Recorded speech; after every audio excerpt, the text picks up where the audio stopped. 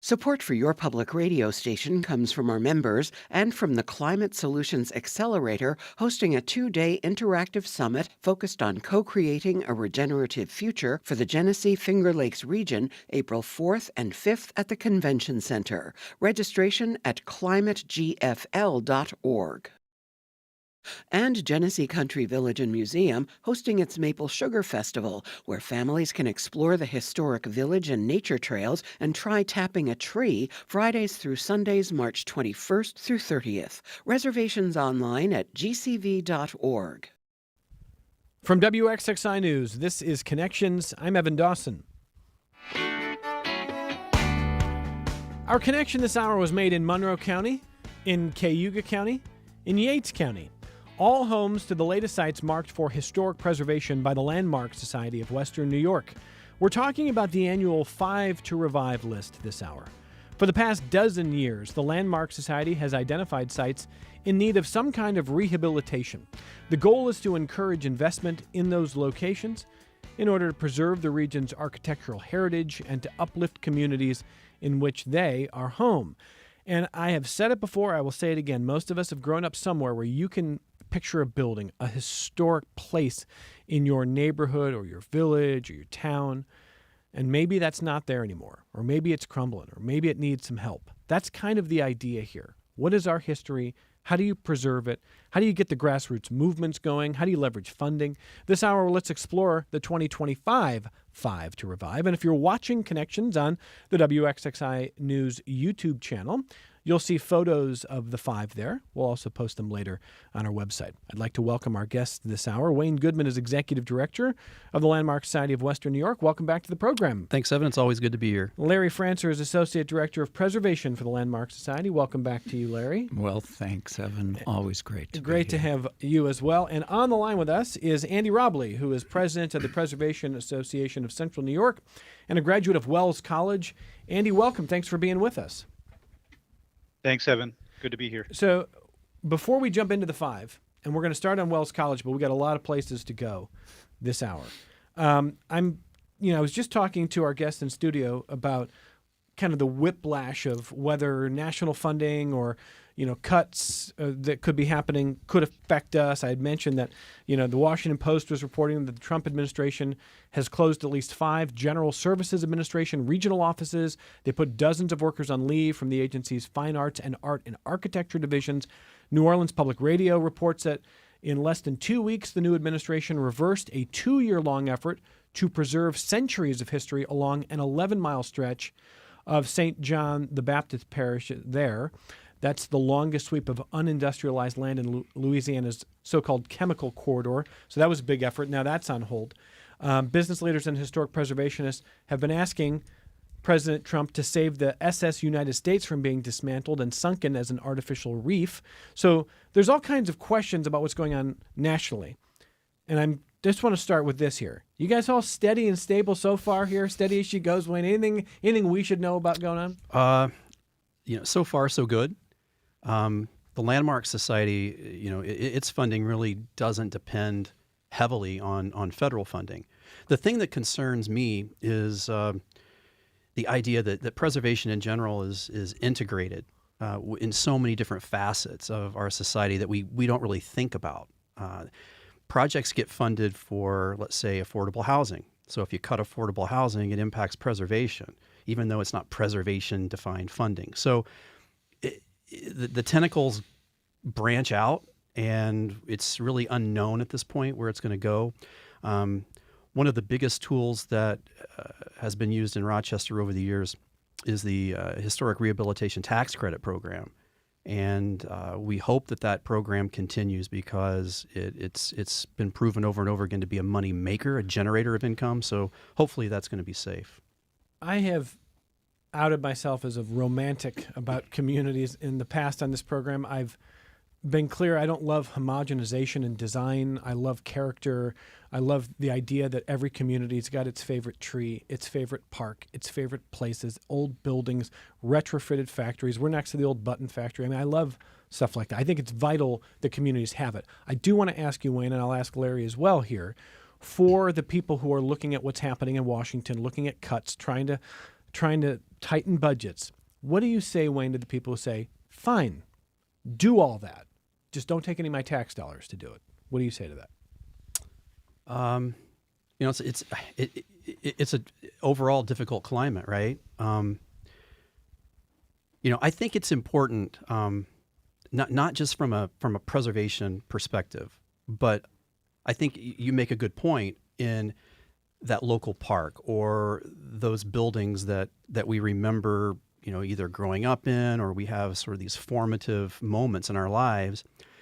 And those buildings, those sites are anchors, right? So they help identify who we are personally, but also who we are as a community in a region.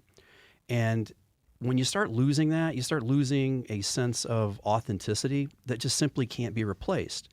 And as I said before, I think that's interwoven. That ethic is sort of interwoven into so much of what we do, and we just don't even really stop and think about it. So I guess my call would be for people to be aware, right? People to be aware that that maybe it's okay to try to look for cuts and efficiency, but just be cognizant of the impact of that might have on our everyday lives. Preservation, we always try to really spread the message that preservation impacts our lives. We try to improve lives. There's a rationale behind it. Larry, what would you say to that? I think it's the quality of life issue. And preservation is so important in people's quality of life. And you feel better when you're walking down a historic street that has trees and the tree canopy, which was actually on our list one year, and beautiful historic homes. They don't have to be the biggest, fanciest ones, but there's this quality of life that historic preservation is such a part of. And when you start cutting things, your quality of life has to do with your physical health and your mental health. And, there's going to be more money that's going to have to go toward that if people are getting depressed because things are falling apart. So it really is all intertwined. And I think that's such an important part of preservation, that, just that quality of life issue, which affects us all in many ways. Well, to put a point on what Wayne said, I don't want to leave the implication that all of these efforts are driven by tax dollars. And in fact, it is always a big cross-section. It is leveraging opportunities to do that, but a lot of it's grassroots, a lot of it's private donations, and you're nodding over there, Wayne. You want to add to that? No, I mean, you're precisely right. It's and without community support, the Landmark Society wouldn't even exist. We're grassroots to the core, and that's how we like it. That's what we want our constituents to be, those people in the community. We work for people in the community. So, as we get going with this list here, gentlemen, how do you come up with the 5? Every year it's 5 to revive, and never an easy set of decisions. Do you both want to talk a little bit about how this comes together? Yeah, sure. I'll jump in first and then hand it over to Larry. This started out, the program started in 2013, and it's become one of our signature programs at the Landmark Society. It was an idea first generated by Tom Castelline, who's an architect. He's been a past board president. He had this concept. We were trying to figure out a way, how do we shed light on buildings in need? How do we create awareness? And Tom really wanted a program that was positive in nature. A lot of organizations have endangered lists, which this sort of borders on, but we really wanted to put a positive spin and let folks know that we wanted to be a partner in facilitating solutions. And so when we add to the list, we go through, as you can imagine, there's so many possibilities. We have a committee. Larry can maybe speak to how the committee works, but we have this committee, and we think about, well, what will a listing do? Will a listing improve the situation for the building? Will it help find an owner? Will it connect a real estate developer to the problem? Will it help raise money? Will it help leverage some financing? So those are all facets. And I guess we also take a look at, will it be, I think we use the term catalytic. Will it spur additional investment in the district or neighborhood? Larry? And we've got a committee. There are about 5 of us. It's been pretty consistent over the years. We've lost a person, we brought in a person, but a lot of the people who started out on the committee, which is chaired by Tom Castelline, and we just look at the prior list, because we have a running list, so which one didn't make it. And there are a couple on here that we've been talking about for probably 4 or 5 years. And finally we said, yeah, let's put it on this year. And, we all discuss it. And every so often something comes in at the last minute and we say, oh, well, which one don't we need at this point? We've cut it down and bring that in. One of them this year was one that came in sort of toward the last minute. And we really try to find listings where there is a group in the area that we know is going to work for it. We don't want to be going into an area saying, this is important, you got to take care of it, we'll tell you what to do.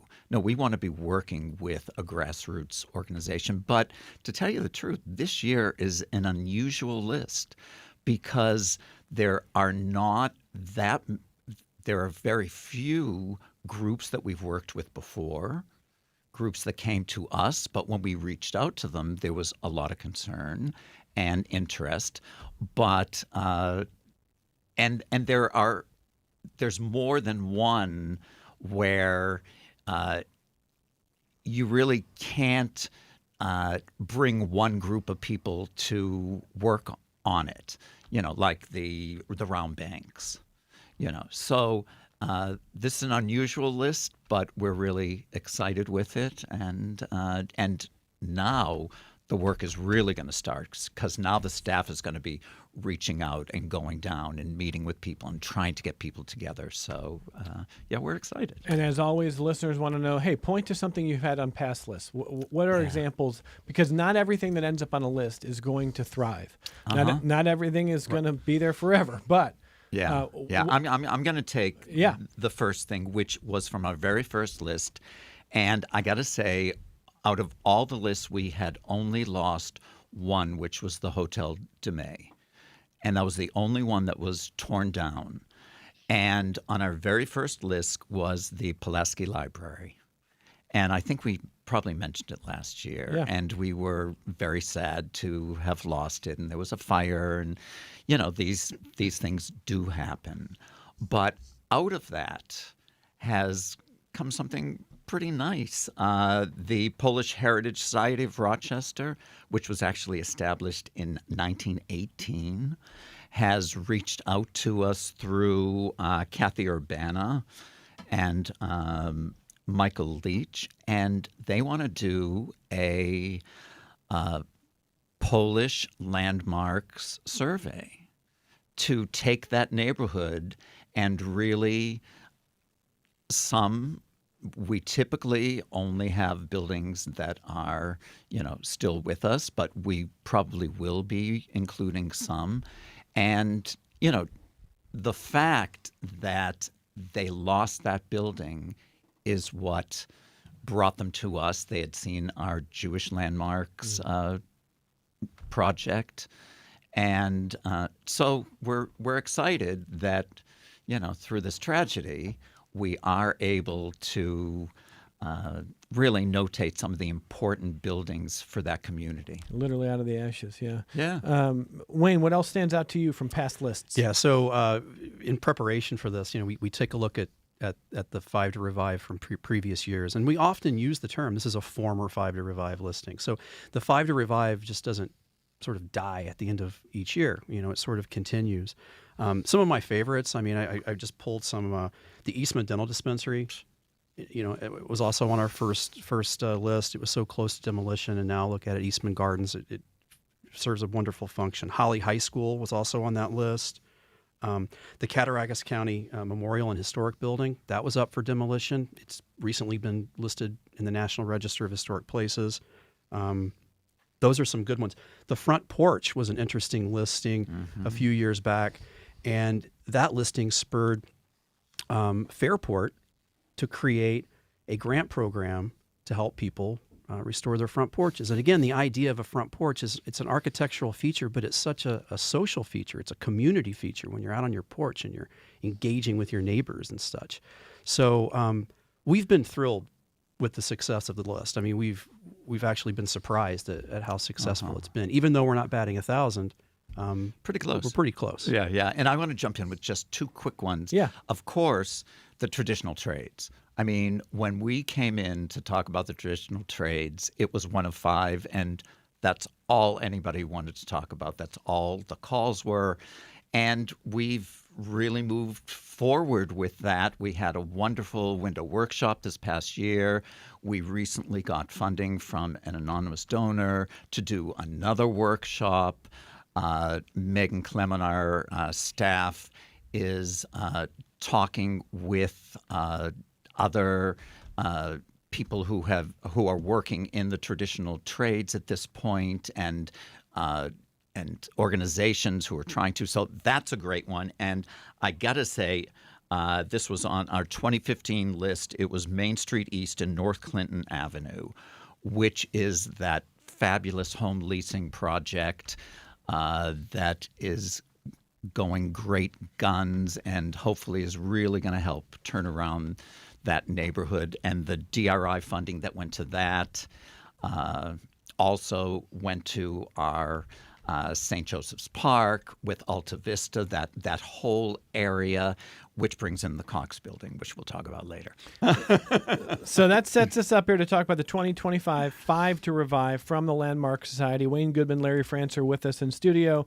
Andy Robley on the line with us. He's the president of the Preservation Association of Central New York and a graduate of Wells College. Wells College is in the village of Aurora, which is a beautiful place on the east side of Cayuga Lake, Cayuga County. And after 156 years of operation, Wells College announced its closure and listing for sale this past year. So before we get Andy's take on it, Larry, Wayne, what should happen with Wells College? When you see something like this, it's kind of a shock, a college for sale. What should happen here? First of all, when it closed, I had no idea the connection that the college had to the town. And there's a connection even so far as to the water system. Andy can talk more about it. But just to get a sense of just how important, again, not only architecturally, but how important the college and that site is to the town is incredible.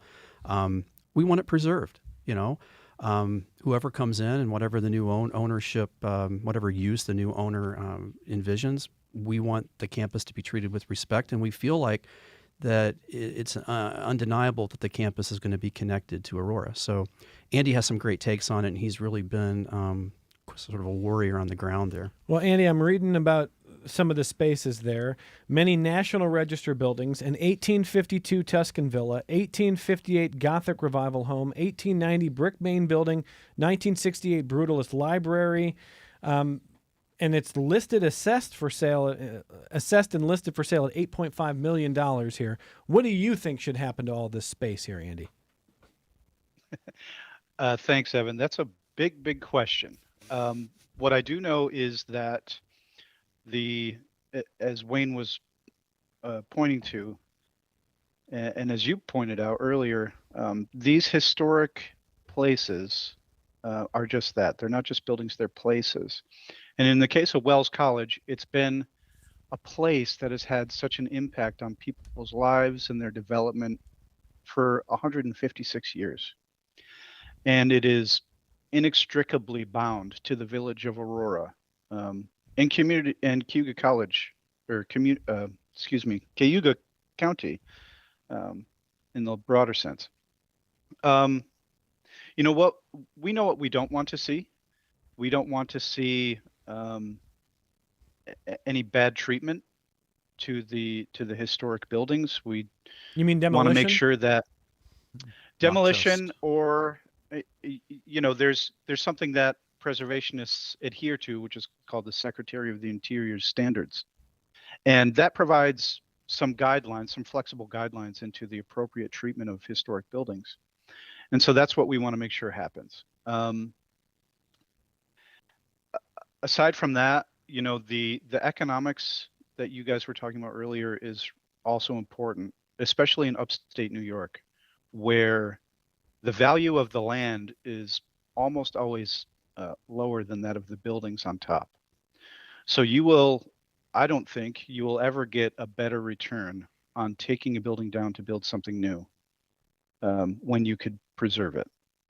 And so that's one of the economic mantras that we always talk about, that um, it can cost more to tear down a building and rebuild. So we want to avoid that. Now, the buildings on Wells College campus are well protected. Most of them are listed on the National Register along with the entire town. So going back to the relationship between the village and the college, the historic district there is actually called the Aurora Village Wells College Historic District. They're the same. Most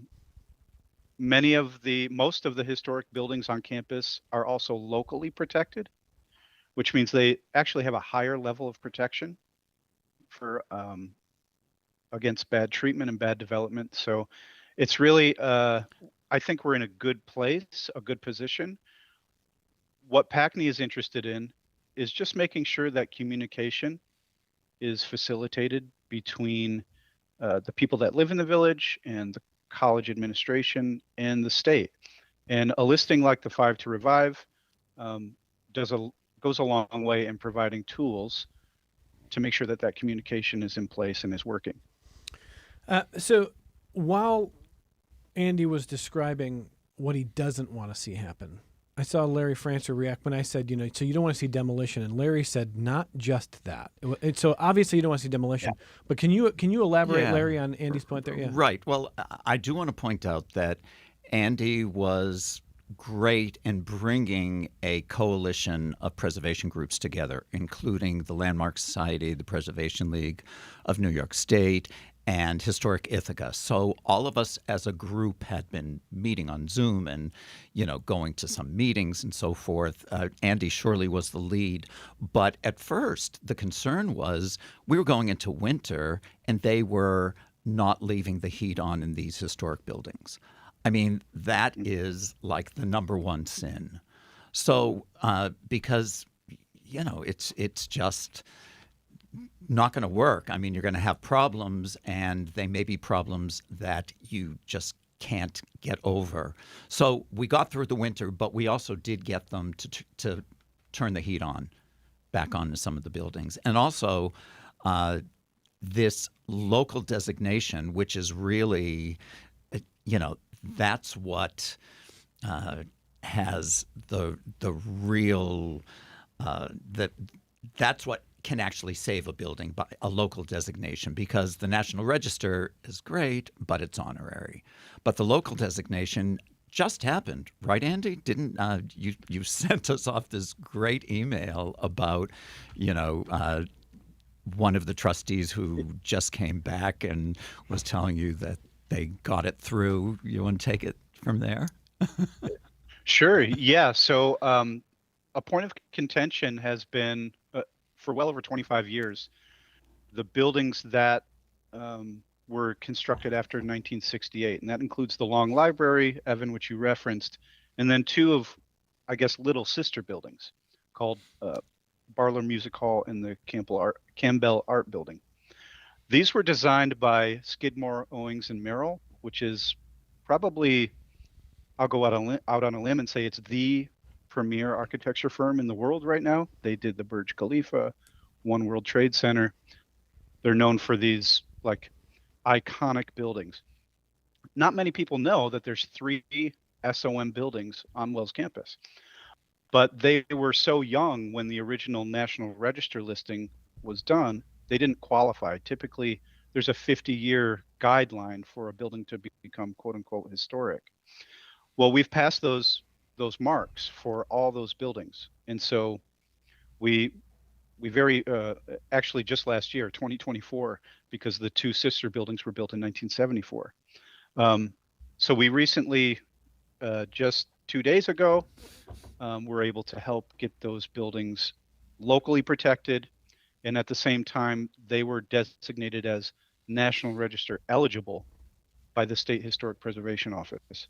So now these buildings, which would have been subject to whatever plans a potential buyer would have, now at least have to consult with and work in partnership with the local community. And so that's a huge benefit. And we're just so glad that that happened. These are iconic buildings. They're really remarkable architecturally.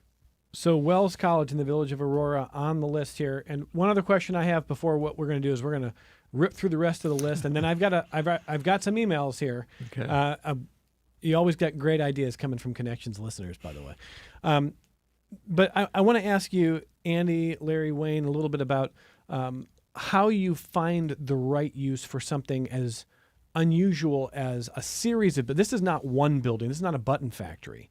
This is a series of buildings of different shapes and sizes that worked as a college.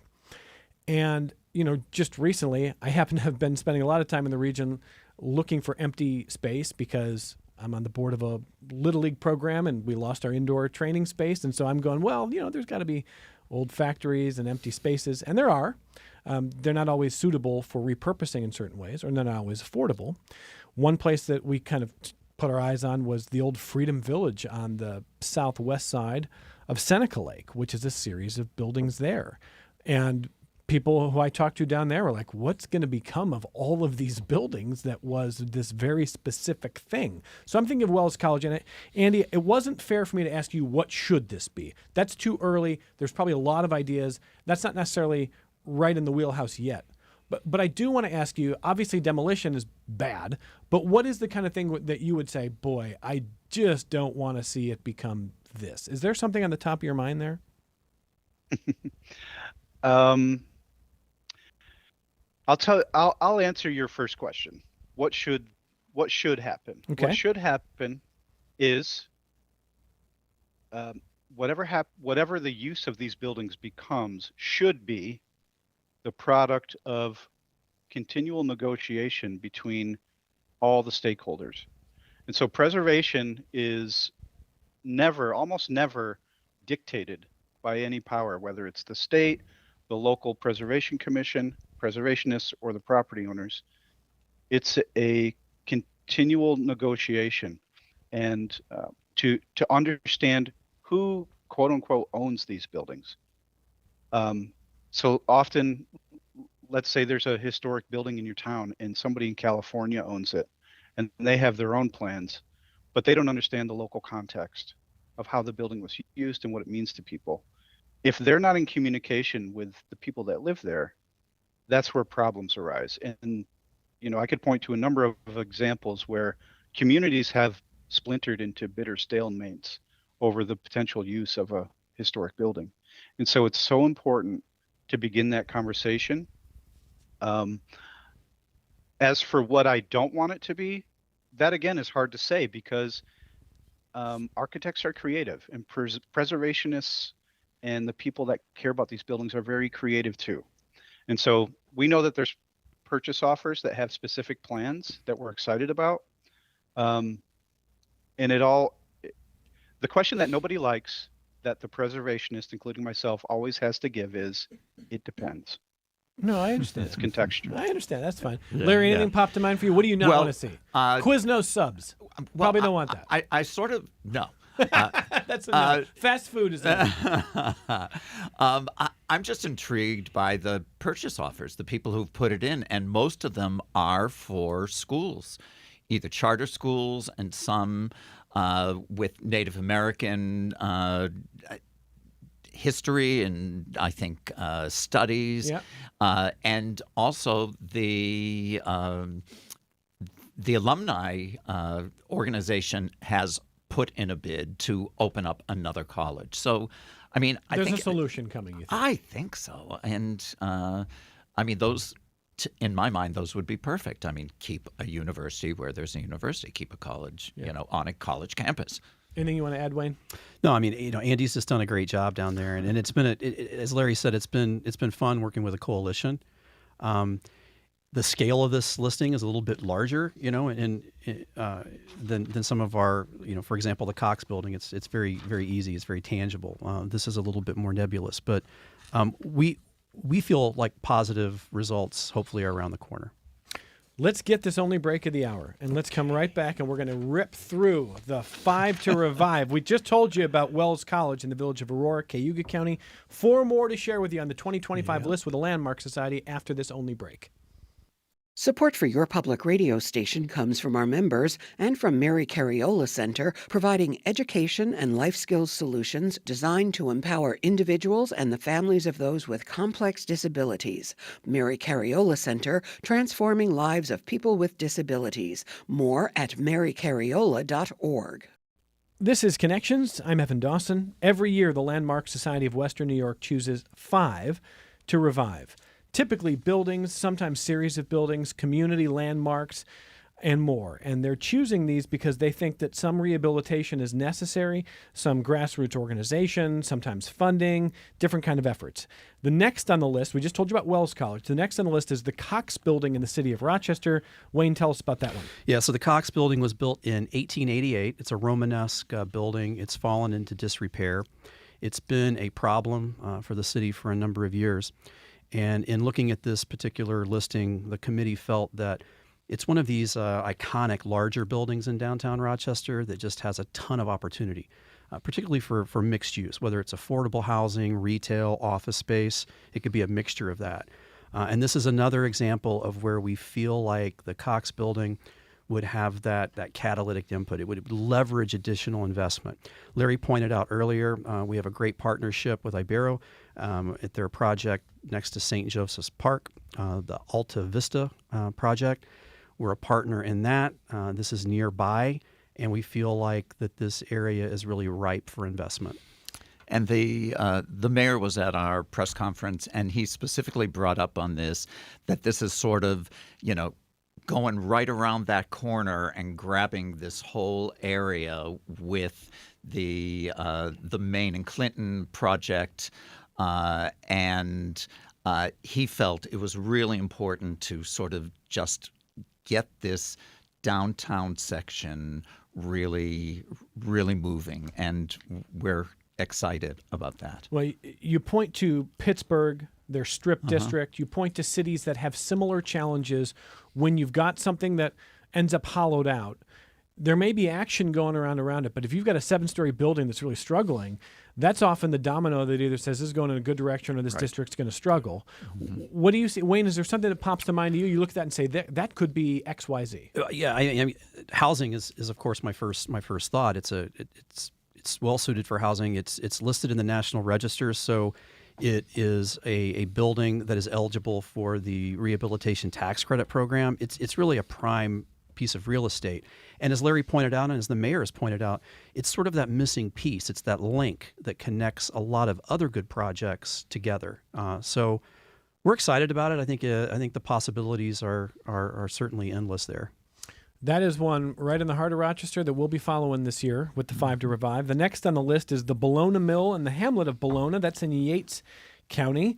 Bologna is a hamlet with a population of just more than 100. I love this. And it's got a large stone mill that dates back to 1828, Larry Francer. What happens next here? Well, first of all, you asked if, well, I don't know if you asked or I said. Anyway, John Kutchko more or less brought this to us. We saw that man is everywhere photographing.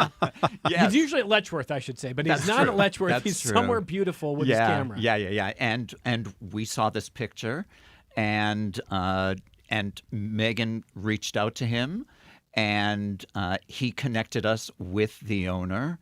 And it's a really good story because, there was some discussion that the owner was just going to sell it and was going to be torn down. And the word got out on that probably because of John Kutchko's photo and, being on Insta and Facebook.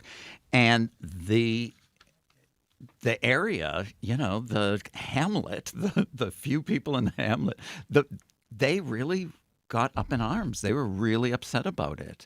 And there's the Yates County Historic Center in the area, and they sort of took a lead on it. We got in touch with them. We got in touch with the owner. They got in touch with the owner, and he rescinded. He said, I want to work with somebody on this. I want to do something for the area that will work. And, it's just midway between Geneva and Penn Yan. I mean, it's 15 minutes from Penn Yan. It's like maybe 20 minutes from Geneva. And, the possibilities of, doing, maybe a great, housing project in there for Airbnb or something. It's, you said you're right, and maybe an event space, Yeah. an events venue, maybe a little inn. yeah. I pass this one all the time, by the way. Do you? It's beautiful. That and it does it have was a new eye roof. candy too. It is. It was it is so beautiful. great. It's one of those Yeah. historic ones where you go, that does look 200 years old. Yeah. But it looks like it's got good bones. It's got a new roof, but is it the kind of thing that it's going to be too much of a challenge internally, or do you think this is realistic? I'll just jump in because I think part of this is it could be an interesting rehab project because there's probably not. I would say this: there's a lot of flexibility in this particular structure, and I'm going to go back to something you said when we first started the program, Evan, which is this sense of identity and authenticity. At one point, these sort of mills were fairly common in the Finger Lakes region, and now there's not a whole lot of them left. They're like old barns. Totally. And you lose one, and you go, That's oh, right, man. And you sort of, it's one of these you don't know what you have until you lose it. Yeah. And people just responded.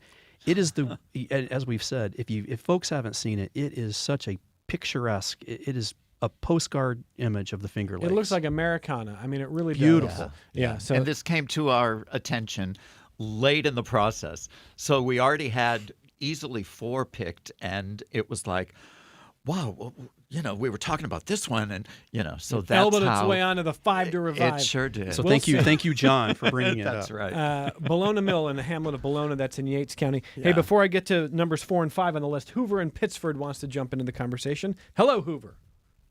Well, Evan, you upstage yourself again. You're having these wonderful educational programs that enlighten our community on really key issues. And these guys, they have a lot of experience. They know what they're talking about. Am I on? Can you hear me? Oh, yeah. Go ahead. Oh, okay. I worked with city council when I was working for the city back in the early 70s, and we put together the Cornhill Preservation District, because otherwise it was going to be torn down, all those beautiful brick buildings, a lot of them were vacant. I like the idea of expanding this into the Finger Lakes, because there's so many of these cold warehouses, like Gold Seal, along the west side of Cuca Lake. I don't know if those 2 buildings or 3 buildings have been memorialized or set aside for preservation, but they should be. And then you mentioned the DeMay Hotel. Was that the one out in Greece? It was. Yeah, well, you guys are too young. I used to go there and listen to Wilmer and the Dukes and dance on Sunday afternoon. I mean, just for that cultural thing alone, that should not have been torn down. Yeah, absolutely. Hoover, Yeah, and how about? Go ahead. Oh, yeah, no, you guys, I love these programs, Evan. You just, everyone is better than the last one. So thank you, and the community needs you, and they need these programs. Thank you. Bye-bye. Very kind. That's Hoover. And by the way, Wells, I'm sorry, no, he's Gold Seal. I think that's down near Hammondsport, and that is worth investigating and seeing what's happening down there. So that's one I'd like to learn more about. Yeah, all of these, the Finger Lakes, as we all know, I mean, the real estate values in the Finger Lakes are just skyrocketing. Yeah. So as that happens, I think we need to be a little bit more vigilant about some of these buildings. They could become endangered, whereas only just maybe a few years ago they weren't. So. Yeah, and about the DeMay, I mean that's a tough one. That is a tough one, but I love that memory, Hoover. I love it. We got to have places to get out and come together as a community and dance a little bit. Yep. Well, thank you very much, Hoover. That is a great phone call. Appreciating what this group is doing. And number 4 on the list of the 5 to Revive 2025 is mid-century modern round banks in Monroe County. Rochester was home to approximately 14 of these, built in the 60s, some in the 70s, and people have probably seen them. So some of these buildings have been demolished. One in Brockport is set to be torn down for a Chick-fil-A. So what are we doing with the rest of them, guys? Well, first of all, I wish that they would. I wish that Chick-fil-A could just incorporate the bank and make the bank the Chick-fil-A. Andy said before when we were on the program, architects and preservationists get creative, and I think that that's what we're talking about here. This is one of those listings that we've talked about for several years. I was a big proponent of this. I think it's important that we understand that each generation inherits a new set of historic buildings. So I used to talk to my father, and mention, buildings that we were trying to preserve, and he would just shake his head and say, is that really historic? If it was built after I was born, is it really that historic? So each generation inherits this new set of buildings, and sometimes it challenges us to expand our definition of what historic means. Mid-century modern is hip, right? I mean, just turn on Antiques Roadshow and you're going to see what people value now. These simple lines, very ergonomic design features to these buildings. And we want to make people aware because one day we don't want to wake up and realize that at one point we had these cool round banks and now they're all gone. And this is one where you even do point to an example of a KFC in Corning, the Crystal Bucket KFC, Right, that's right. or a nail salon, Sure. in Greece. And you say, look, this one doesn't matter what you're doing with it. Just don't take the circle, don't take the round That's right. structure down. Right. Remind people what this used to Yeah, be. great. I mean, you think of adaptive use in coffee shops, right? I mean, we lost Spot Coffee, but what a great reuse that was. I mean, I could see coffee shops in there. There are tons of reuses, but the structure, I think, is so unique. And these are designed by local Rochester architects, and I think it's something that probably, I would venture to guess, most people looked at them and thought they were unique, but they really didn't think of them in the realm of historic, and they are. Well, and the last on the list is traditional neighborhood commercial corridors. You write that they were often developed in the early to mid 20th century. Traditional neighborhood commercial corridors are similar to traditional main streets, but smaller in scale and distributed throughout the urban environment. What's an example, Larry? Monroe Avenue, Titus Tavern and House of Guitars, that area, Yeah. right there. Near I Square, yep. Yeah. And, this one this was one that we fought over a lot because some people on the committee felt, oh my God, that's like such a huge undertaking. I mean, they're everywhere. How are you gonna deal with it? But we'll deal with them one at a time when they come up. I mean, it's a great one to work with a neighborhood organization on. And it sort of brings us back to last year's grassroots preservation organizations, which was our thematic, which, I mean, that's what this is all about. This is about working with a neighborhood group. It's always going to be, I think, neighborhood groups that are going to care about this to make their neighborhood better. And some of the neighborhoods are maybe getting a little tough, and this would help. It's all about, again, the Main Street concept, which is what our grassroots preservation was. There are 4 pillars. It's got to be organization. There's got to be an organization that's working together. There's got to be some sort of grassroots group. It's about the design. There are some beautiful designs in these little corridors.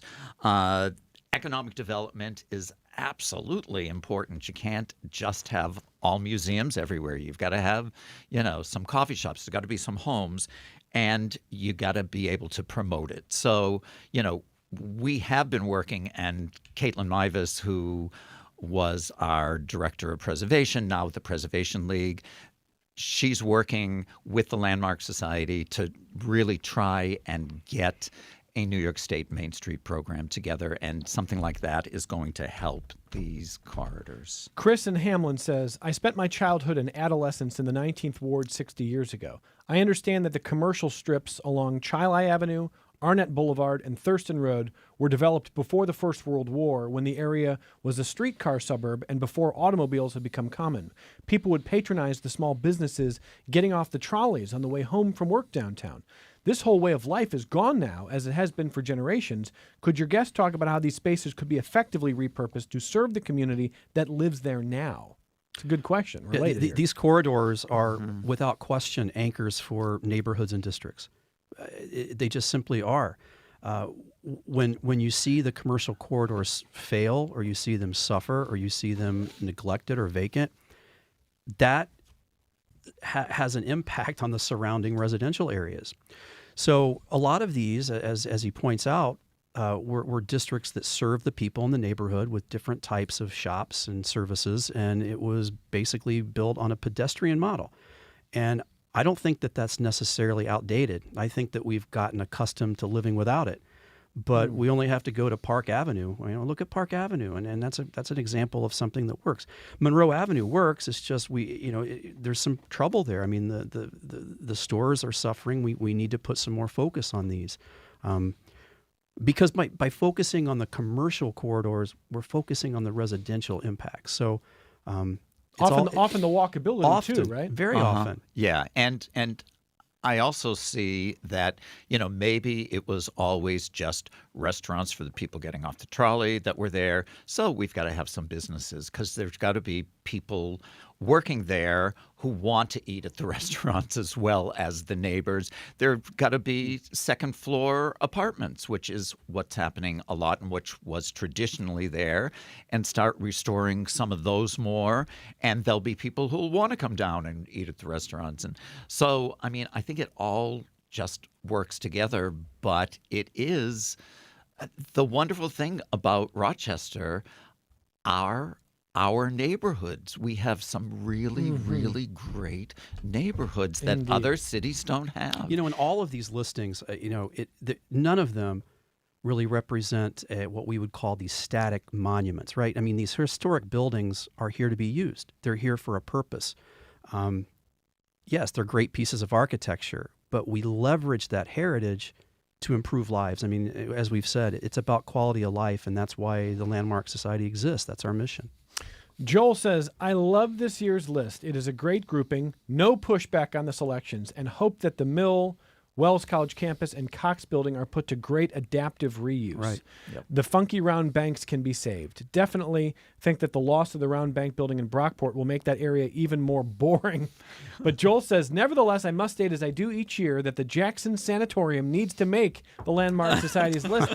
Says, I do not think that the property in Livingston County has ever made the list, and Dansville has long needed a hotel, by the way. Certainly a hotel would help nearby colleges and people who want another gateway to Letchworth. Jackson Sanatorium. Guys? We talk about it every year. Every single year. But I appreciate Joel's comment. I mean, Joel's gonna make sure. And we'll push it. We'll push it a little bit more up to the top this so maybe year. next year, Joel. Yeah. Keep advocating, Joel. Greg says, having owned an older home for a while, I've experienced the pain and frustration in trying to maintain a house that declines and no longer meets a family's needs as time goes by. We've all heard they don't build them like they used to. My opinion is there are very good reasons for that, sometimes safety, efficiency. On the other side, a late family member in Wilmington, North Carolina, used to recall as a young kid in school in the 50s or 60s, saving pennies to save the battleship to help restore the USS North Carolina. I have fond memories of exploring the ship as a child. I've also loved visiting the Wickwire 1890 house in Cortland, the Seward house in Auburn. I'm sure many others have similar stories, and glad that they have saved and maintained these places. That is from Greg. So yeah, that's exactly why this has been happening. And before we lose the hour, I just want to ask Andy Robley for a little bit of your sense for, as we talked about Wells College earlier in the program, what is a realistic timeline here? This one feels like, I mean, if someone comes forward with $8.5 million tomorrow, the whole thing changes. Or this could be a while here. What's a realistic timeline for Wells, Andy? Well, first, let me point out that I did used to work at the Seward House, so I'm glad for the shout out. Wonderful place.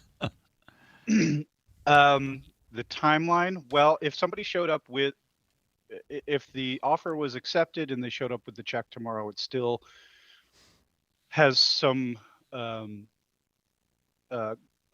mandated processes that it has to go through, which I'm certainly not an expert on, but I do know that the college administration has to put together a closing plan that then has to be approved by the state attorney general.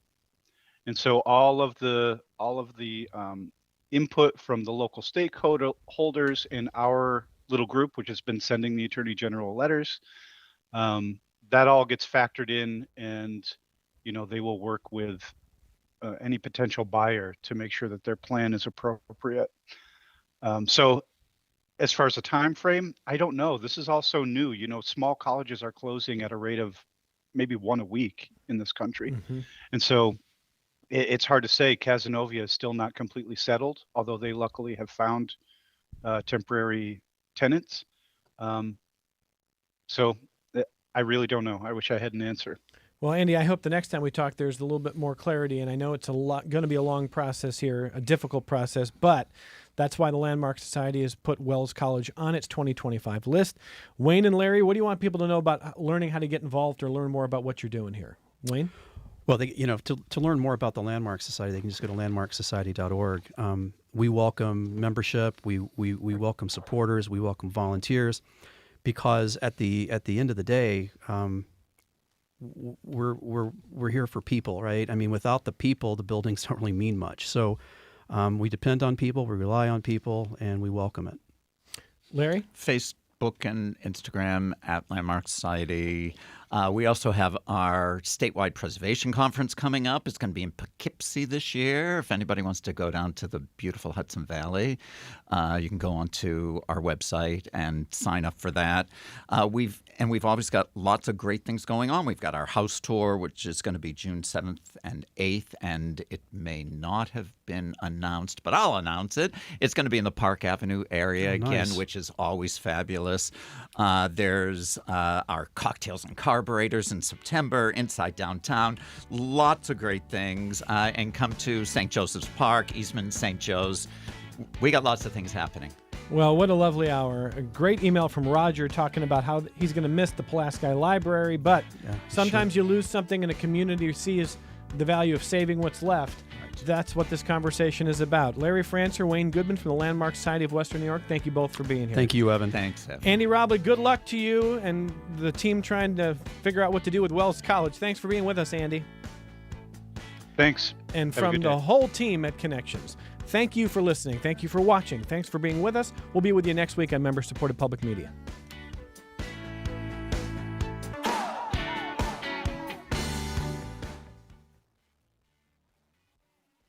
This program is a production of WXXI Public Radio. The views expressed do not necessarily represent those of this station, its staff, management, or underwriters. The broadcast is meant for the private use of our audience. Any rebroadcast or use in another medium without expressed written consent of WXXI is strictly prohibited. Connections with Evan Dawson is available as a podcast. Just click on the Connections link at WXXInews.org.